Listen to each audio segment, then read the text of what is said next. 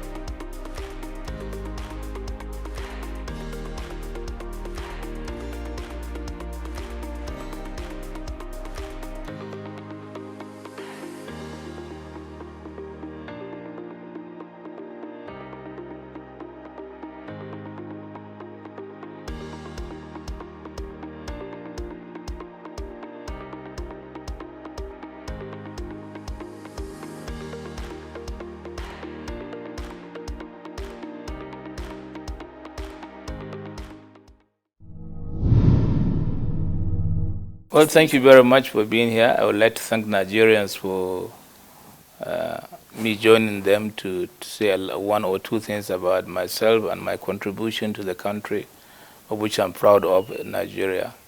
I also want to say that I am the senator representing Kano South, as you mentioned. It's the largest constituency in Nigeria. I have 16 local governments. Wow. I am more than Gombe, Ekiti, and other few states, and I'm also twice Bayelsa. Bayelsa has 8 local governments and I have 16 local governments. So, wow.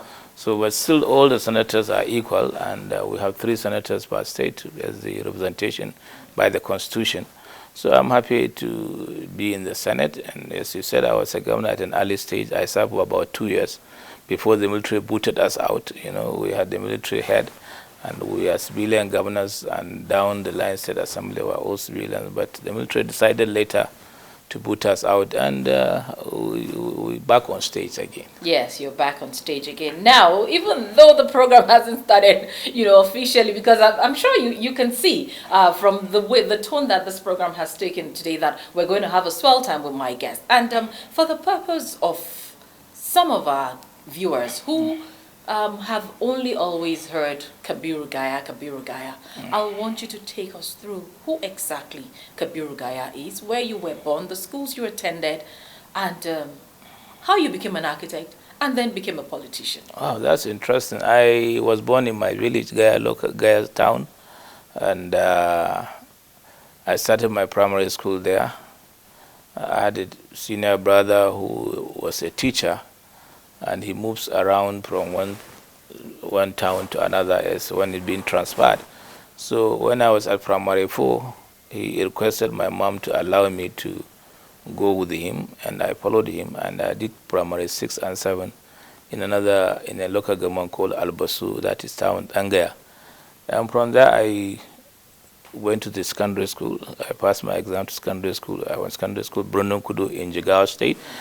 I was there for about 4.5 years. We are the first students that did 4.5 years in secondary school. Then I joined the College of Advanced Studies in Kano, which was established by late Outback, was the former governor of Kano State. And I went to the university. How I started, I filled my Form 3 architecture. Option 1 was architecture. The second choice was architecture. And the third choice was also architecture.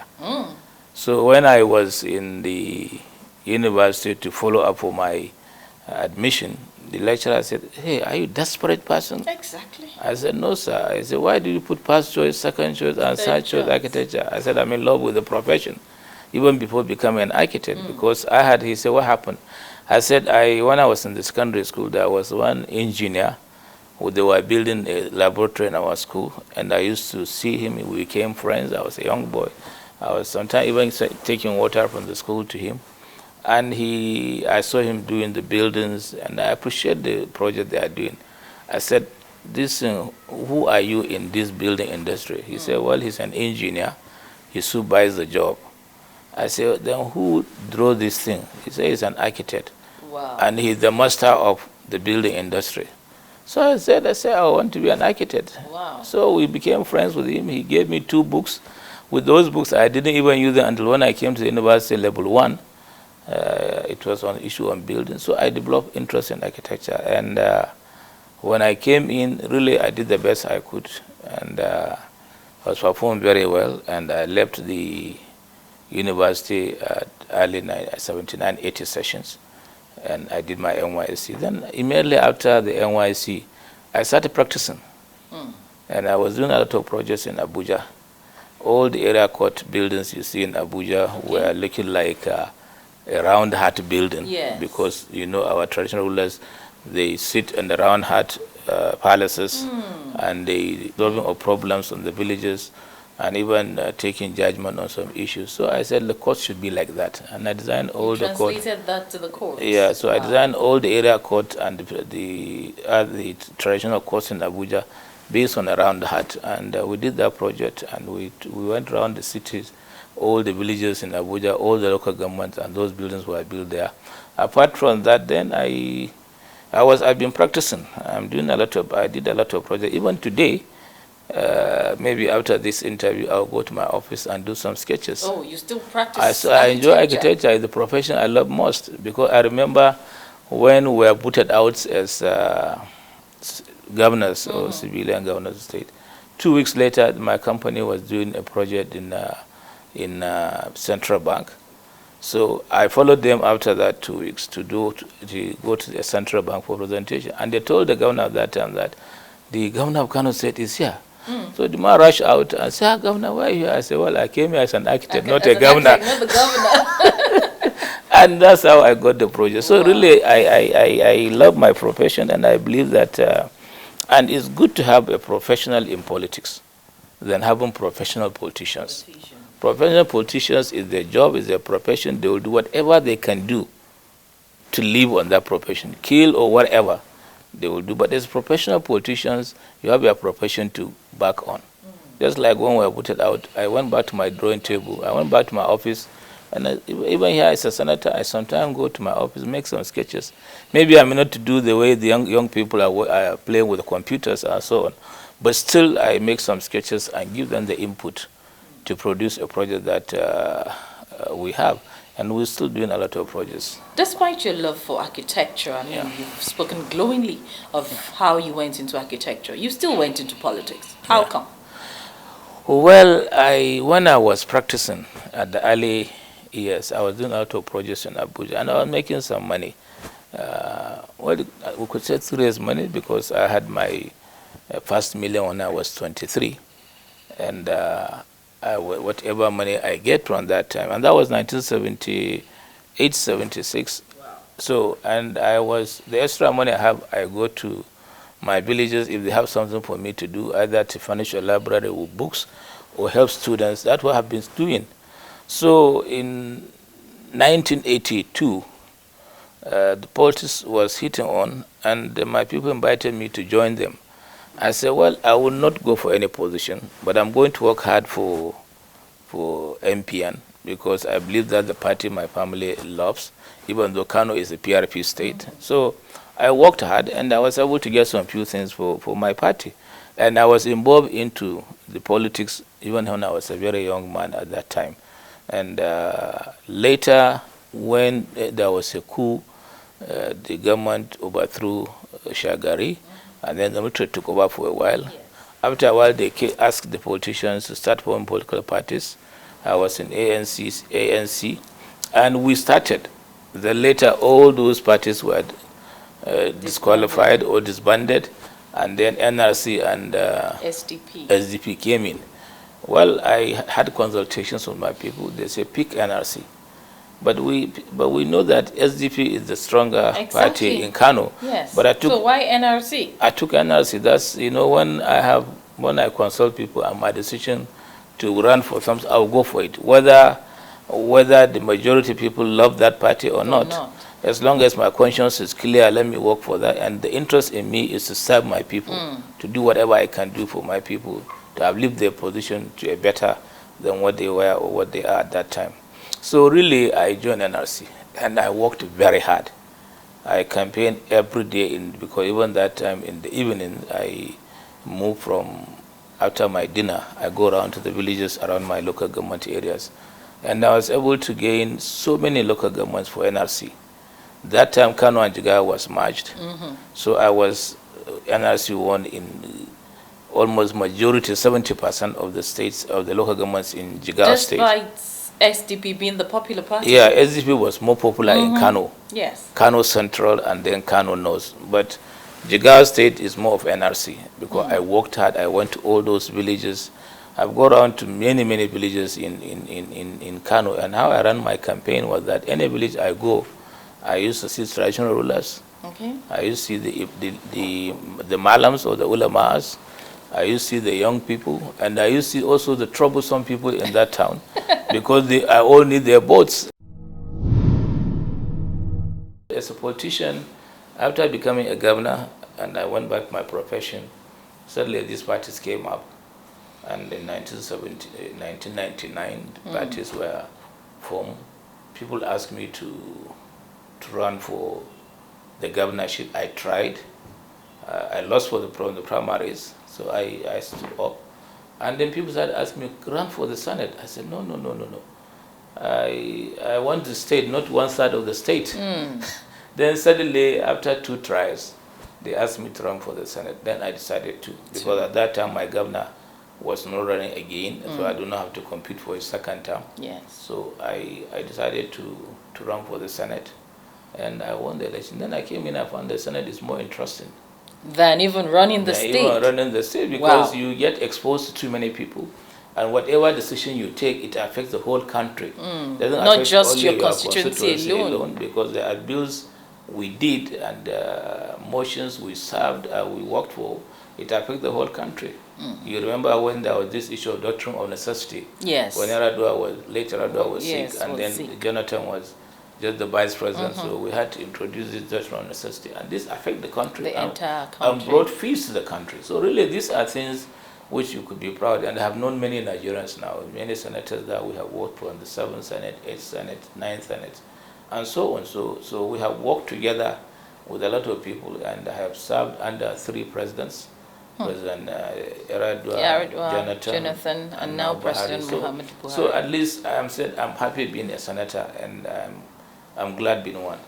But one thing I know, and which I've gleaned, is that in your state, especially in Kano South that you represent, representatives don't usually go for 2 terms. You're on your 4th run now. Yeah, what's the magic? It's not really any magic, it is God's will. But I remember when I came in as a senator, I promised my people that I would try to not be a sit-down senator. That was the only promise I made. That they will hear me and I will do the best I can for my constituency. And they voted me. I started doing projects in my constituency. I have over 200 villages. And in your constituency? In my constituency. And in those villages, there is no place that you can go without any project done by Senator Gaya. Either a primary school, a health center, a borehole, solar-powered borehole, or hand pump, or even skill acquisition centers, which were built all over, or even computer centers. Wow. And or even poverty alleviation programs.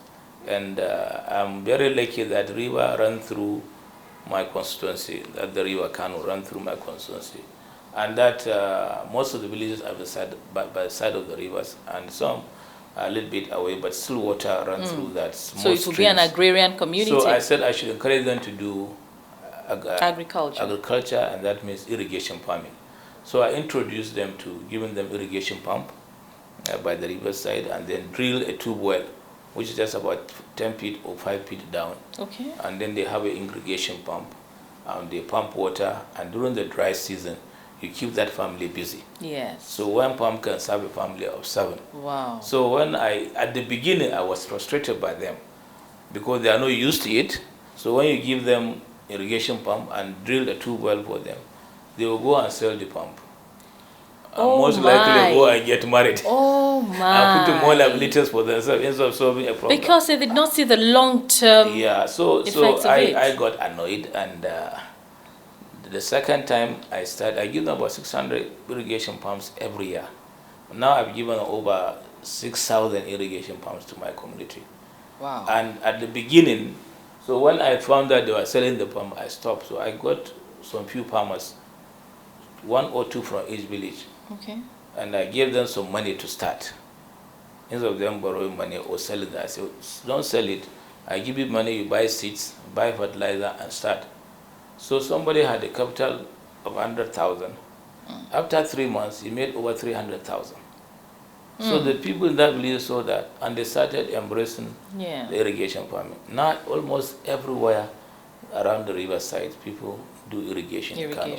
And even now, they don't even ask me for the tube well to do. They are doing the tube well themselves, and they get the pump. And sometimes when the pressure was too much, they say, give the 2 of us one irrigation pump, and then we can spread the number of hours we do the irrigation. And it's working well.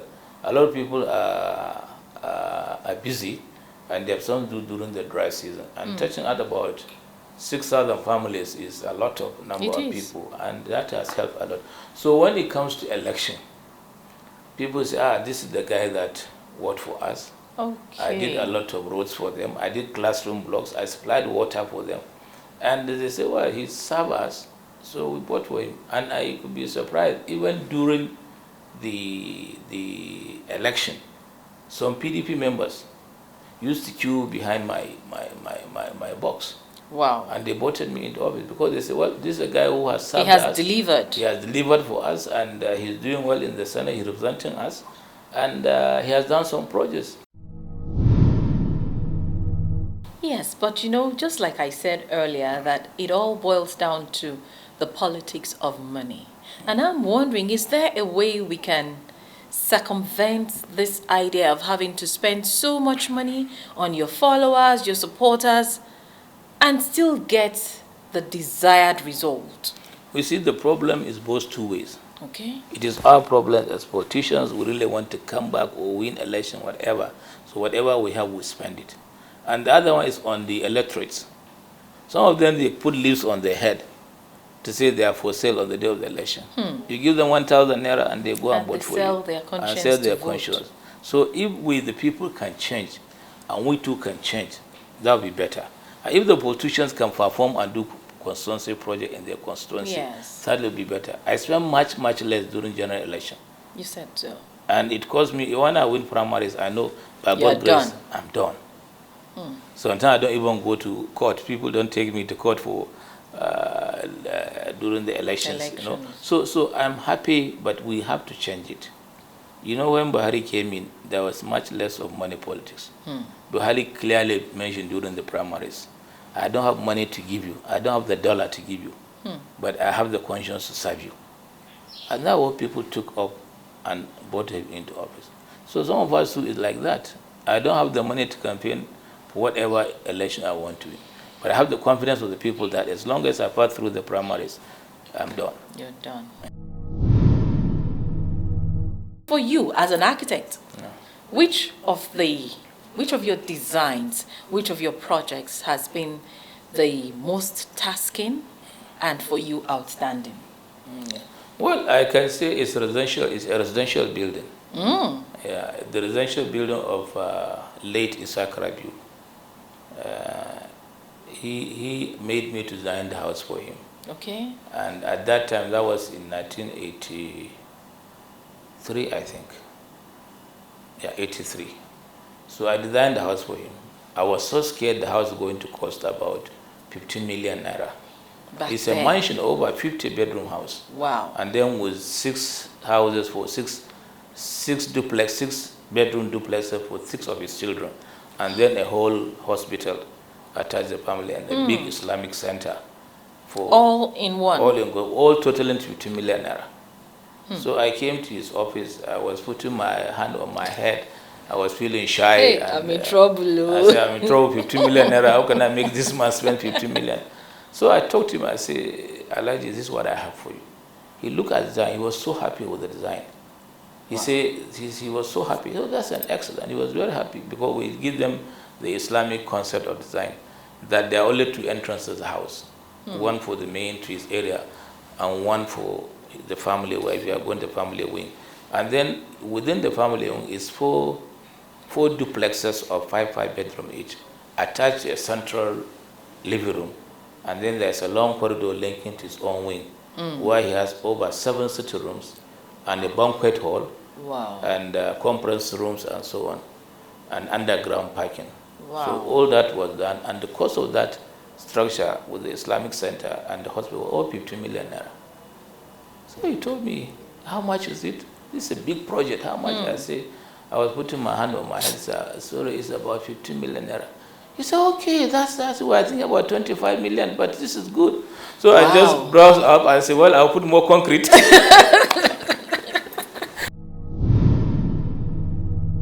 Now to something that can be challenging. Yeah. You are the chairman of the INEC committee.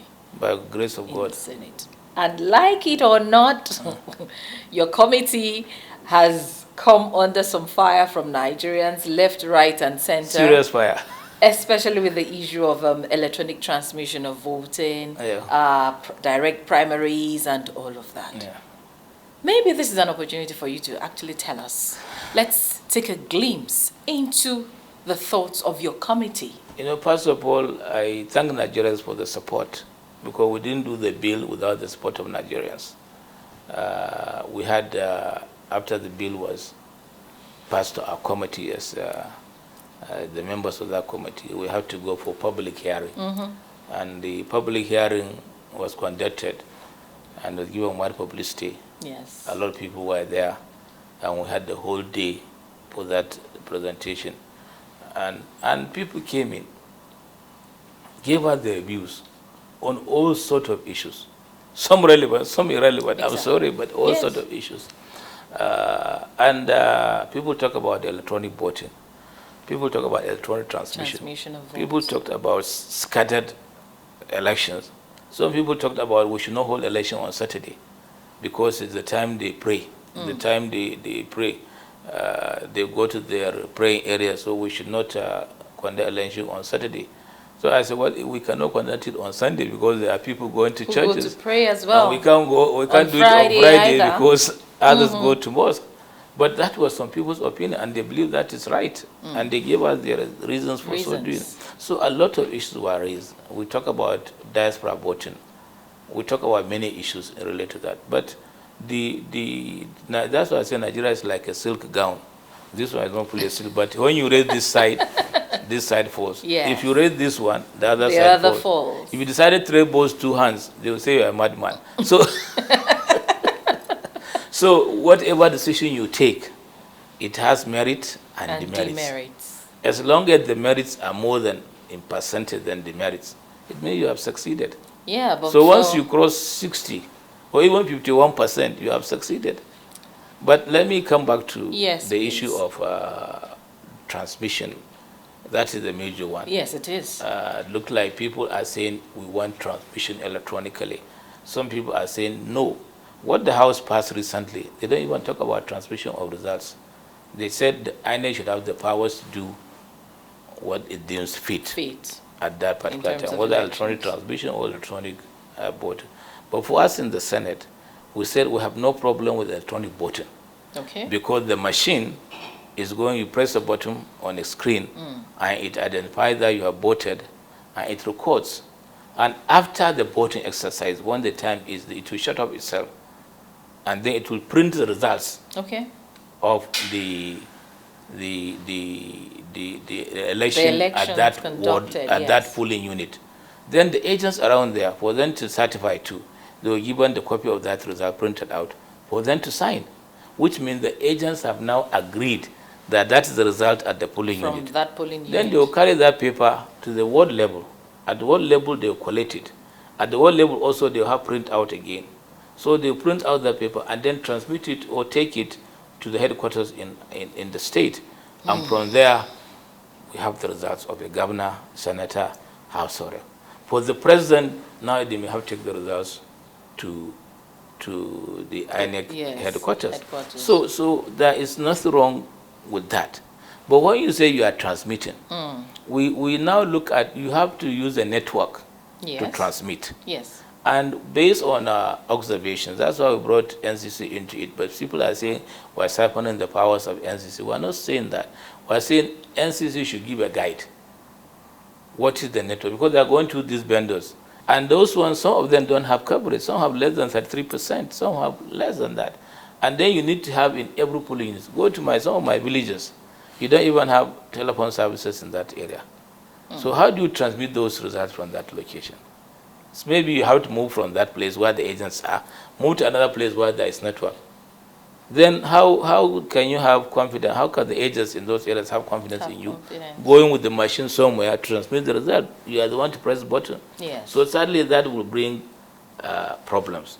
And we knew that the transmission can be hacked at the point of discharging, or the point of transmitting, or even imputed, or even during the process before it reaches the end, it can be hacked, or even during the receiver end, it can be hacked.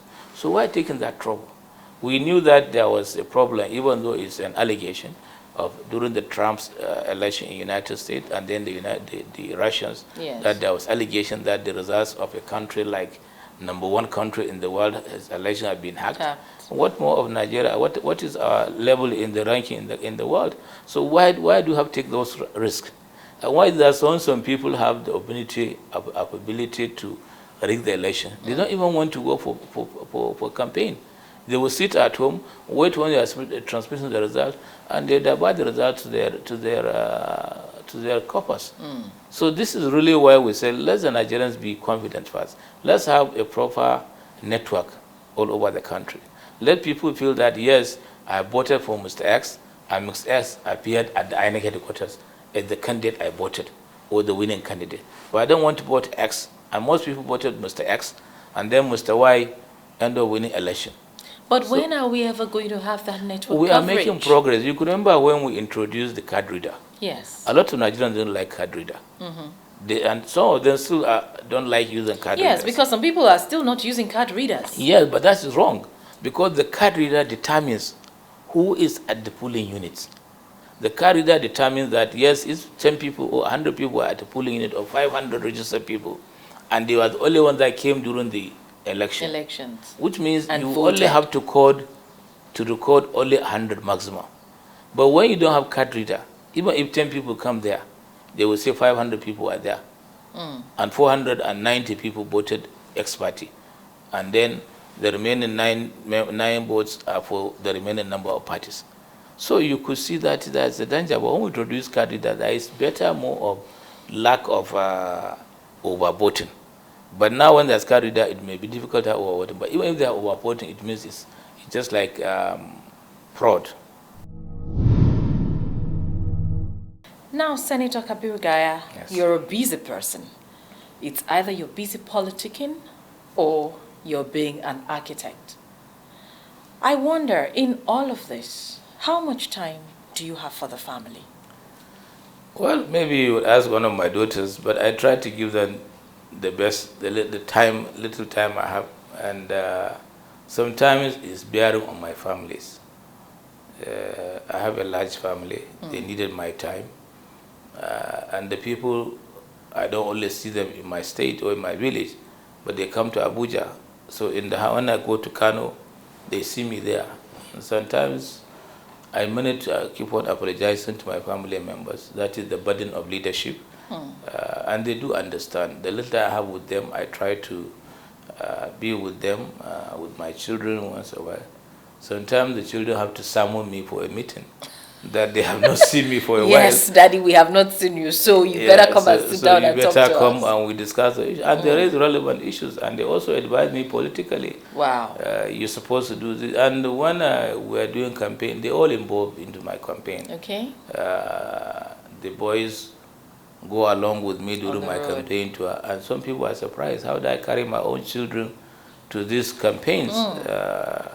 It may be dangerous, but I do carry. If I'm carrying somebody's child, why not carry yours? Mine? So I carry my children to go along with me. And the girls, on their own, they go to villages to meet the women in those villages, talk to them, and if there's anything they can do to assist them politically or poverty alleviation, they do it. And my wife do the same. Fantastic. So we all get involved into the making of you Senator have one Gaya. way or the other dragged them into it. I have dragged them. They are partially politicians, So now, is there any one of your children who wants to take after you in politics, or even in architecture? Well, I have an architect in the house. Okay.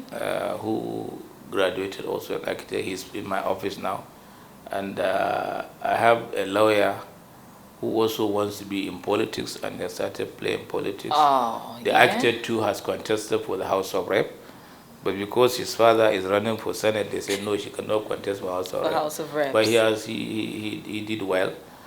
He started doing some projects even before he became a House of Rep member. So all my children, I told them, go and be professionals.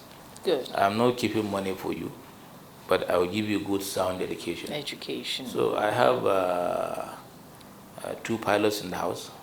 Wow. One has been a captain for the last 7 years. Fantastic. And the other one has been flying for the last 4 or 5 years. So I have an architect in the house. I have a lawyer.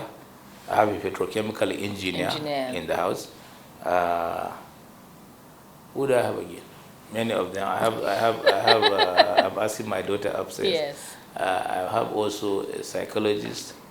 I have a daughter also reading now event management. That maybe she will have her own events companies and so on.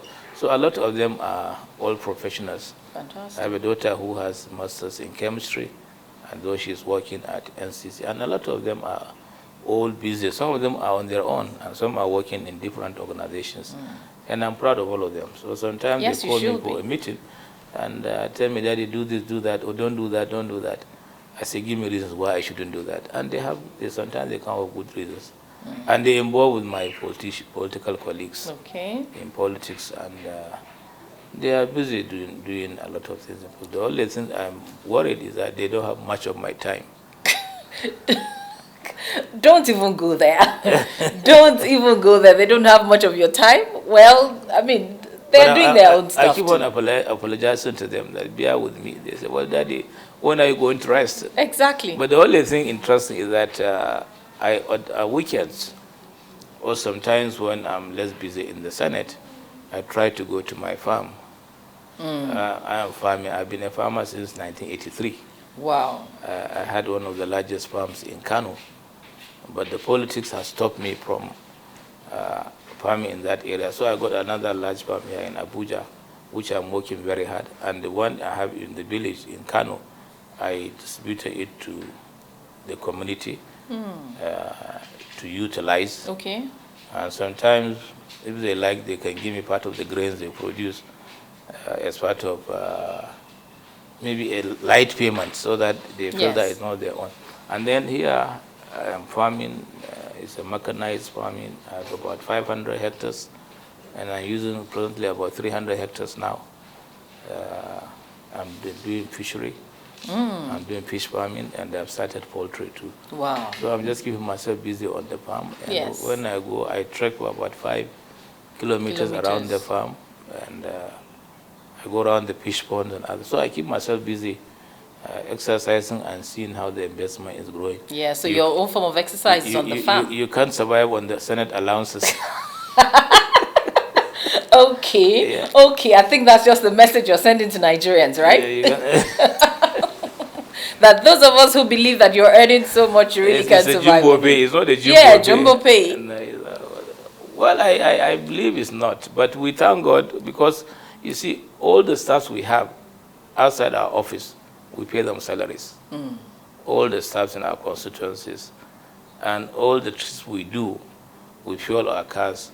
And like FAMSEC or Minister, we fuel our cars, we service our cars, we repair our vehicles. And so unless if it is an accident, then you can go for insurance.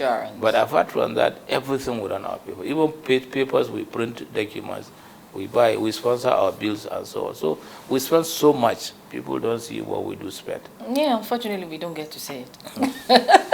All right, Senator Kabiru Gaya, you've told me about how much time you have for the family, how your job as an architect and, of course, playing politics impacts the family. I think it's important we get to meet some members of your family to actually hear from them. Or don't you agree with me? Yeah, I agree with you. You're free to call any of them who is available. All right, I have been speaking with Senator Kabiru Ibrahim Gaya, Senator representing Kano South Senatorial District of Kano State, of course, at the Senate here in Nigeria. We've had so much to talk about, but it's important we get to meet some members of his family to find out how his hectic schedule, how his hectic life as an architect, as a senator, and of course as a farmer affects the family. Let's get to meet some members of the family and we'll be right back. I will describe him as an individual that is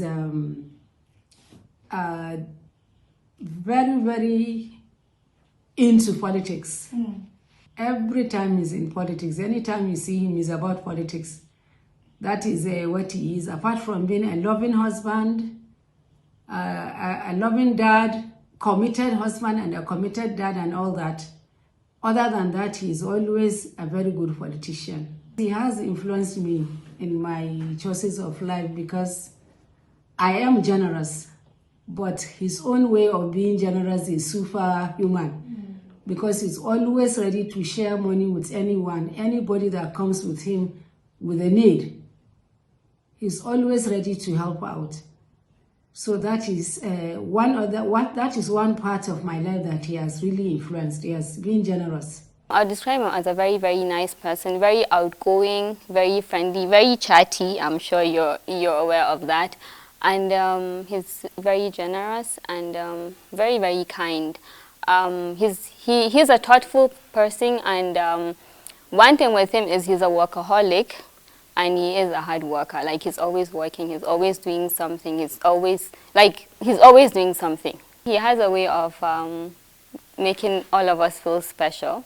So I think none of us feels like he's like an outsider when he's with him. So like we all feel special, like, or you might think you are the favorite, but you're not really the favorite, you know. So it's always like that. But he has a way of like letting each and every one of us know that like you're special, you're important, and I think that's like one thing that's like it's beautiful about him, that like he has a way of showing his kids that you're really special to me and you are important. And all of you are equal. I would describe him as a people's person. He has committed his life to serving people. Basically, all his life is about people. Whatever he does is just about people. He barely has time for himself. I always bug him and be like, when do you take a vacation? He doesn't have a vacation. He only travels maybe once in a while, maybe to Saudi. But for a vacation or time off, he works 24/7, 7 days a week, the whole year. He's always busy with people. Every day you come to our house, 100 people, 50 people, and he makes time to listen to everybody's problem.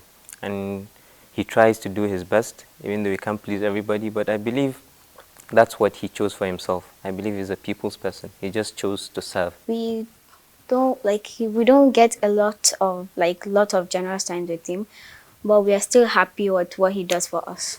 It has, because some like towards becoming as him, helping others, you have seen him doing it, and he has tried to put it in us to help others, even, and don't judge like anybody just because you're better than them. You can always try to make their life even better. He's a very generous man, and he's also straightforward. Even us as his kids, he's always straightforward with us. And he always tried to impact the respect for everybody that comes through your life. So it doesn't matter whether rich, poor, disabled, no matter what it is, you have to accord them the respect. Because he always tells us, you could be this today, and the next day God could try you to be the other person. So how would you want to be treated? So in our house, you will see us mingle with different people. And another thing we also do as his kids is when he goes out for campaign, a lot of us go out with him so that we can actually see the people, experience what he experienced. And when you come home, you can appreciate what his, sometimes you can only hear stories from his mouth, but when you live it and you go there and you hear the people cry, when they come and meet you, you will realize the pain and the things that people are going through. And you try to help in your own way.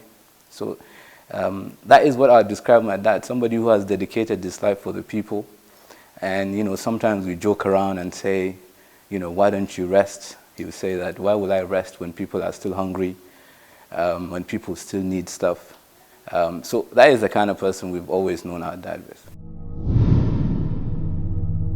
Yes, the program is still Executive Discuss on the network service of the NTA, and we've met some members of the family of Senator Kabiru Ibrahim Gaya, Senator representing Kano South Senatorial District at the National Assembly.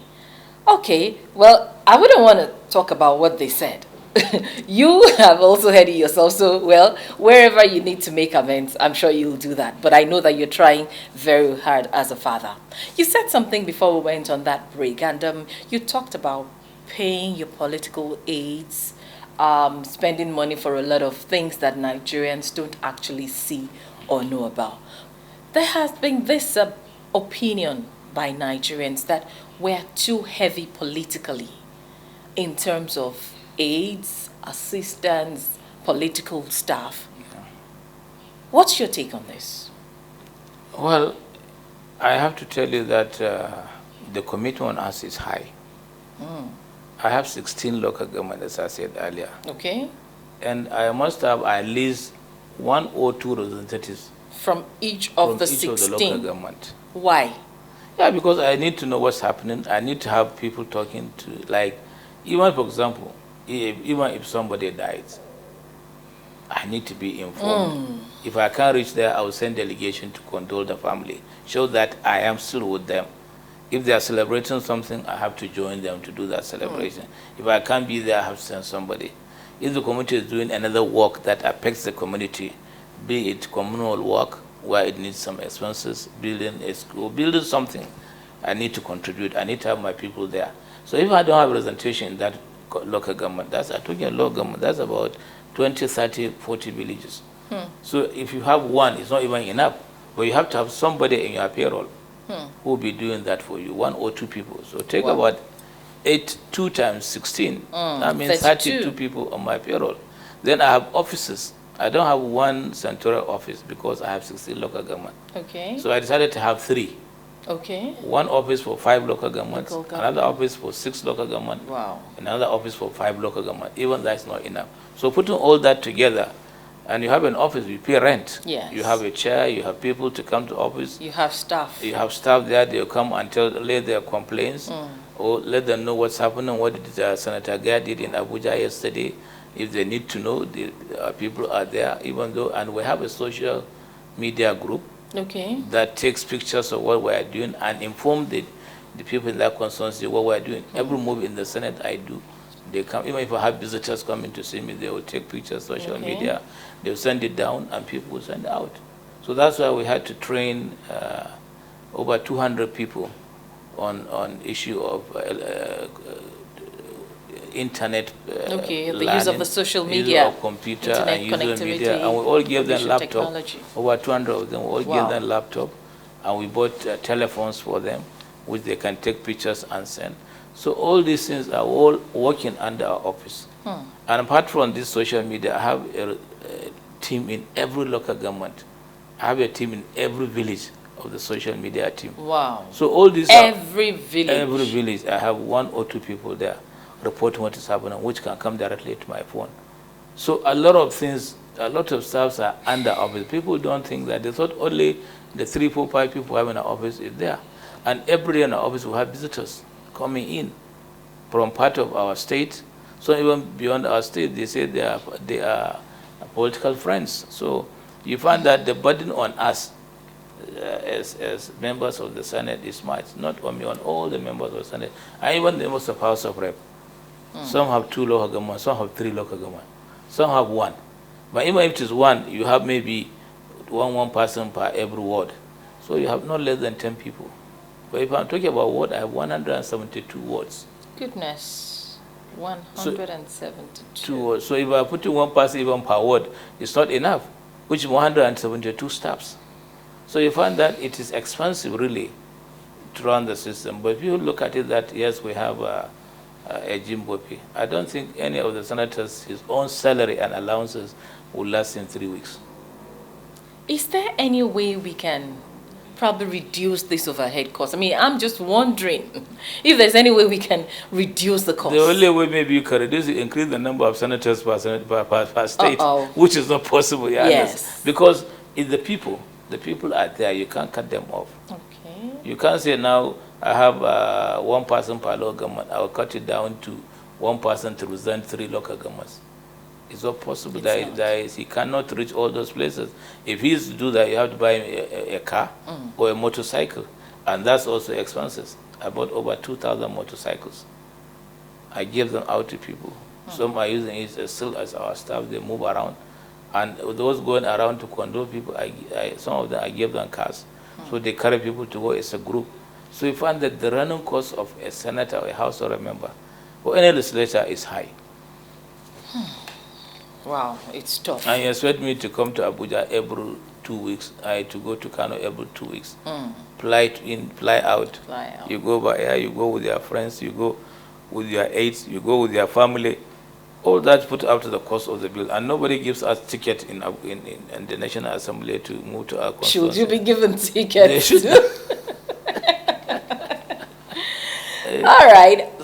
On the other hand, at the time you and I were talking off camera, and you spoke fondly about your mother and the impact she has. Amen. And the impact she's had about you. Can you, for the sake of our viewers, can you share this with them? Well, first of all, I pray to God Almighty to give her a sound life as he died, and I hope she'll be in Al-Jannah Firdausi.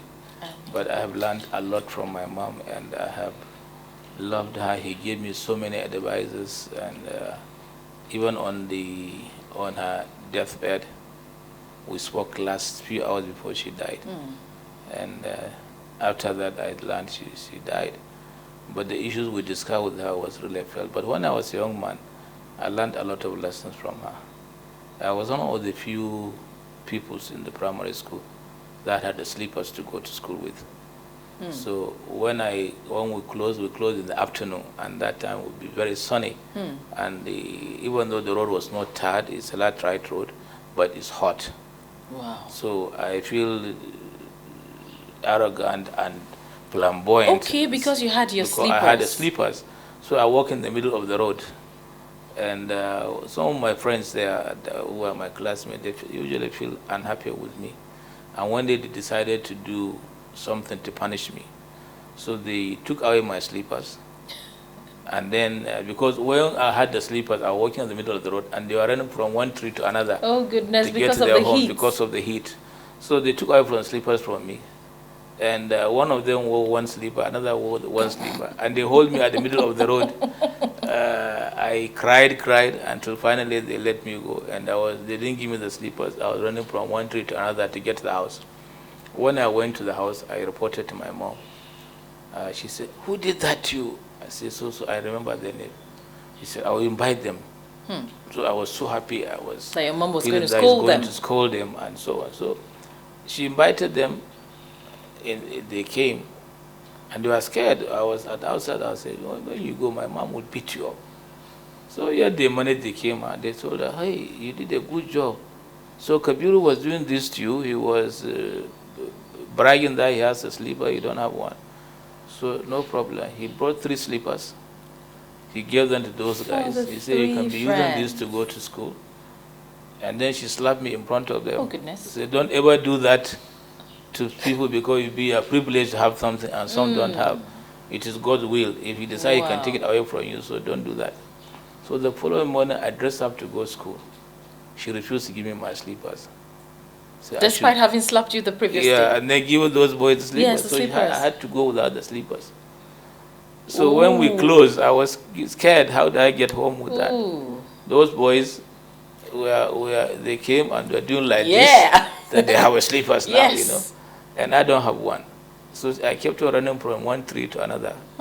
Finally, they caught me up and allowed me to stay in the sun for a while. Oh, God. And from that day, I felt that if I have something, I should not look down on others. At any time I have an opportunity to assist them, I should assist them. Wow. And the last statement I had with her was, before she died, she was on the sick bed. I was giving her oxygen, and it was about 12 midnight. We ran with her up to about 1 a.m. before I decided to leave, say I can go. So I was giving her oxygen. He said, Gaya, you are the youngest. I'm the youngest in the family, from my dad and from my mom. I have 7 brothers. I have 3 sisters. I was the youngest among them. So she said, you are the youngest among them, but I'll pray to God, you grow big, you be a big man. But I want to advise you 2 things or 3. 1, never get annoyed with your relations, with your brothers or sisters. And whatever you intend to do for them, do it in the name of God, not because you want them to pay you back. And you can extend that generally to general public. To others. Be nice to others. And then suddenly he said, I have to have trust in God, do my religion well, and every time I have an opportunity of extending assistance to my religious belief, I should do so. The 3rd one, she said, work hard, you succeed in life. And I believe you grow to better heights. But when you grow, do the best you can for the people. And try to associate yourself with the common man. And for that, I've been trying to be humble. I try not to fight with people. I greet the big people, I greet the small ones. I eat with the small people or low-income people. And I eat with the big people, privileged eat with big people. So life is what you are. If you are nice, your life would be nice. If you are hard, your life will be what it is. So the whole world is how you take it. If you take it a big thing, then it will become a big thing for you. If you take it a small thing, it will be lighter for you and you run your life easy. So I move, I drive myself in town without any escort, even when I was a governor. Wow. I drive myself in town. The only times I had a problem was when people realize the kind of vehicle I drive. It's a small car. So they will try, wherever I stop, they will gather around. They will gather there and say, the governor is here, yeah. Before I know it, the place will be filled up. So, but still, I drive myself in town. Senator Kabiru Gaya is on his 4th term in the Senate. And you're enjoying being a senator, you're enjoying being responsible to your constituents and making positive impact. Any hopes to contest governorship again? Or even the presidency? Wow. There is a limit for everything. I think in politics, I go stage by stage. Okay. I don't rush, put the cart before the horse. And I don't dream so much in politics. I think I go with the reality.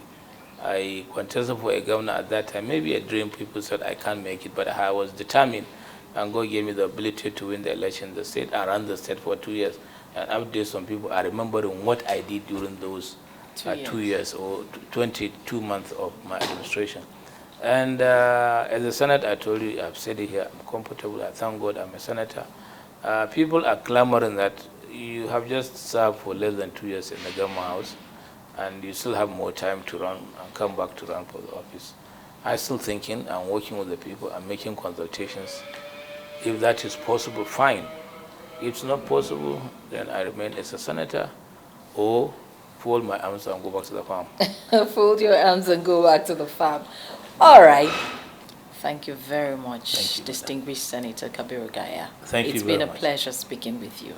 I'm happy and I'm also proud of you for you. whatever you do. your program is widely accepted in this country, even beyond. Thank you. So very keep it much. up, because maybe you are our Larry King or Amampo. All of them. You are doing very well, and I'm proud Thank of you. you. Thank you and very I'm sure much. you can go to places if you want to be. Thank you very much, We distinguished wish you best Senator. of luck Thank in you. life. Thank you very much. I have been speaking with the distinguished Senator Kabiru Ibrahim Gaya, Senator representing Kano South Senatorial District in Kano State at the National Assembly here in Nigeria. And one thing I'm taking away from this conversation is that we must think of what we can do. We must think more of what we can do for Nigeria than what Nigeria can do for us. And collectively, we are stronger than when we are divided. I hope you're taking that away too from this conversation. It's been Executive Discourse on the network service of the NTA. Let's do this again, same time, same station next week, when I'll bring to you another distinguished individual. Till then, I remain Ololade Adiniji Adele, and as I would always say, God bless Nigeria. Bye-bye.